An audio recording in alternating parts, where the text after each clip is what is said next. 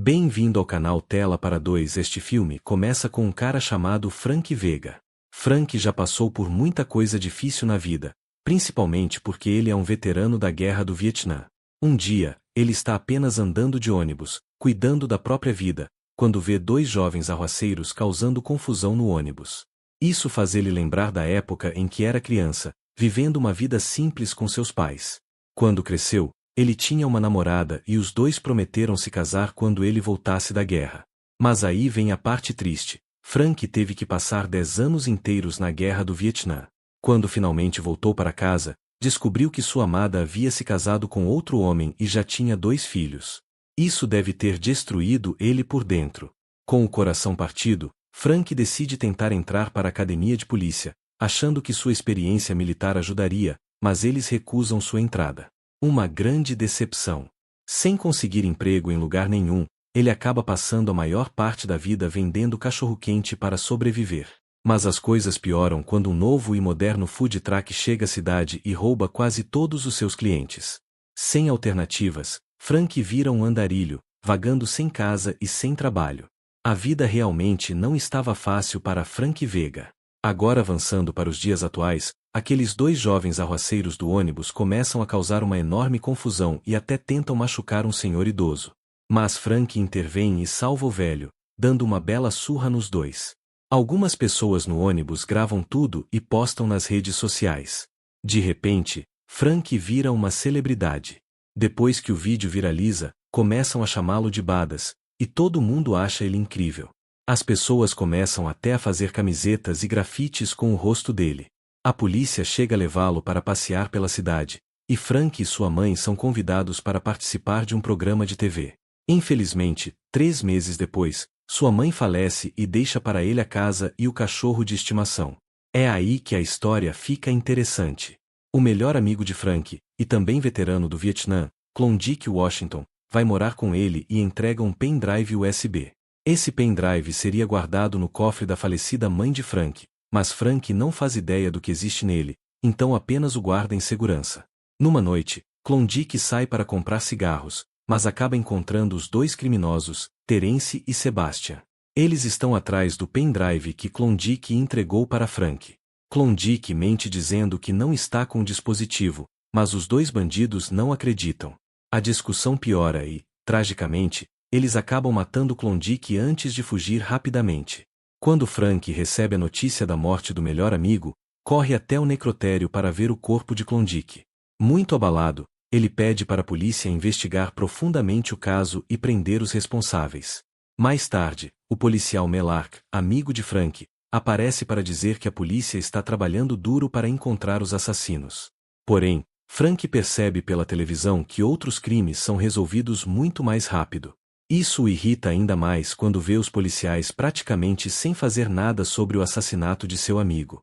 Então Frank decide resolver o caso por conta própria. Ele começa investigando o beco onde Klondike foi morto. Depois de procurar bastante, encontra cápsulas de bala e um medalhão com a foto de uma mulher. Frank leva os objetos até uma loja de penhores, onde descobre que o medalhão pertence a um criminoso chamado Terence. Dentro dele há uma foto da esposa de Terence. Agora com o endereço em mãos, Frank vai atrás dele. Porém, Terence não está em casa e sua esposa diz que ele desapareceu há uma semana. Frank devolve o medalhão e pergunta onde poderia encontrá-lo. A mulher revela que Terence costumava jogar basquete com alguns amigos em um parque. Frank vai imediatamente até o local e encontra vários rapazes jogando bola. Quando pergunta sobre Terence, os jovens começam a zombar dele.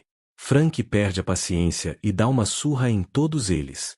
Depois da pancadaria, os rapazes contam que não sabem onde Terence está, mas dizem que um homem chamado Ronaldo talvez saiba, já que ele era muito próximo de Terence. Frank vai até a casa de Ronaldo e encontra seu colega de quarto, que informa que Ronaldo está em um bar do outro lado da cidade. Ao chegar lá, algumas pessoas tentam expulsar Frank do bar, mas ele resolve isso na base da força. Finalmente ele encontra Ronaldo e o intimida até conseguir informações. Ronaldo revela que Terence está saindo com uma mulher chamada Tânia.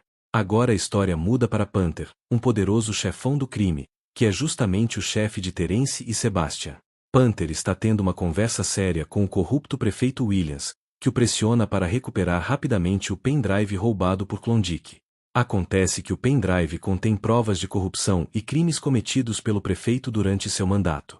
Descobrimos então que Klondike trabalhava para Panther, mas resolveu abandonar tudo e roubou o importante pendrive do prefeito, traindo Panther no processo. Enquanto isso, Frank pede ajuda ao vizinho Martin para descobrir o conteúdo do dispositivo. Numa noite, Frank visita Tanya, que trabalha em uma casa de massagens. Ela não ajuda muito, então Frank decide segui-la discretamente depois do expediente. Após invadir a casa de Tanya, Frank finalmente encontra Terence e começa a pressioná-lo para descobrir quem mandou matar Klondike. Como Terence se recusa a falar, Frank acaba machucando sua mão em uma lixeira da cozinha para fazê-lo confessar. O plano funciona. Terence revela que Klondike se envolveu com Panther, um poderoso traficante. Ele também conta que o pendrive contém informações secretas sobre perfuração de poços de petróleo no bairro para beneficiar o prefeito Williams. Além disso, Terence diz onde Panther pode ser encontrado. Antes de ir atrás do criminoso, Frank volta para casa, mas escuta gritos vindos da casa de Martin. Amber, mãe de Martin, está sendo agredida pelo marido abusivo. Frank intervém e salva Amber. Agradecida, ela convida Frank para almoçar. Ele aproveita a oportunidade, veste suas melhores roupas, se arruma todo e vai encontrá-la. Durante o almoço, o clima entre os dois esquenta e eles quase se beijam, mas Martin Jr. aparece bem na hora. Frank então insiste para que Amber e Martin fiquem em sua casa até que ele conserte a porta destruída da frente. No dia seguinte, Frank entrega o pendrive ao policial Melark e vai atrás de Panther em seu esconderijo. Panther já estava esperando por ele e ordena que seus homens armem uma emboscada caso Frank apareça sem o pendrive. Frank acaba sendo dominado pela gangue, capturado e brutalmente torturado para revelar onde escondeu o dispositivo. Eles chegam até a usar choques elétricos para fazê-lo falar, mas Frank continua firme e não entrega nada. Furioso, Panther pega a carteira de Frank e descobre onde ele mora, acreditando que o pendrive esteja escondido lá com sua família.